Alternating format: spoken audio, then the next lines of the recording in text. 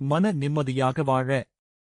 வயதாக ஆகஸ்ட் ஒரு விஷயத்தை புரிந்து கொள்ள வேண்டும். வாழ்க்கையில் நிம்மதியாக வாழ மனதில் மற்றவர்கள் பேசும் வார்த்தையை சுமக்காதீர்கள். ஏனெனில் உங்களைப் பற்றி பேசியவர்கள் அவர்கள் வார்த்தையை வாழ்ந்து கொண்டுதான் இருப்பார்கள். அதனால் அவர்கள் பேசிய பேச்சுக்களை கடந்து செல்ல பழகுங்கள். ஏனெனில் உங்கள் மன நிம்மதியின் சாவி உங்களிடம்தான் உள்ளது. கணவன் இல்லாமல் குழந்தைகளை வளர்க்கும் ஒவ்வொரு பெண்ணும் வலிமை ஆனவள்.